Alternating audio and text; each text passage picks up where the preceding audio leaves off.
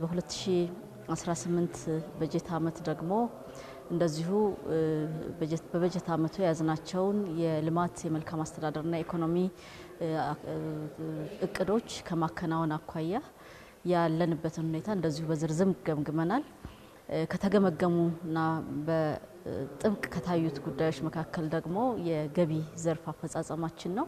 እንግዲህ የኢትዮጵያ የታክስ ገቢ አፈጻጸም እንደ ሀገርም ሆነ በፌዴራል መንግስት ደረጃ ቀደም ባሉ ጊዜያት ስንመለከት በጣም ዝቅተኛ የነበረ ኢኮኖሚው የሚያመነጨውን ያክል ታክስ ተሰብስቦ ለዜጎች የልማት ፍላጎት ከመዋል አኳያ ሰፊ ጉድለት የነበረበት እንደሆነ ሁላችንም የምናውቀው ነው።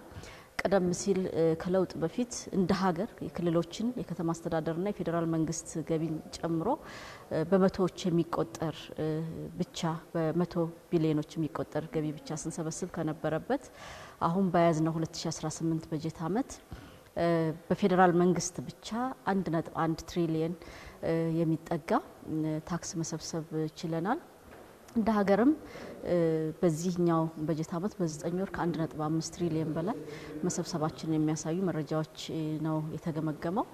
እንግዲህ ከገቢ አንጻር ቀድሞ ከነበረው አኳያ መሻሻል የታየበት ለውጥ የታየበት እንደሆነ የምንገነዘብ ቢሆንም ሁላችንም እንደምናውቀው ሀገራችን ገና ብዙ መልማት የሚገባቸው ትልልቅ ፕሮጀክቶች ያሏት ሀገር ስለሆነች ያንን ሊመጥን የሚችል በሂደትም የበጀት ጉድለትን ማጥበብ የሚያስችል መሰረታዊ በሆነ መንገድ የበጀት ጉድለትን ሊያጠብ የሚችል የሀገር ውስጥ የገቢ አቅምን ማሻሻል ላይ በትኩረት እየሰራን ያለ ነው።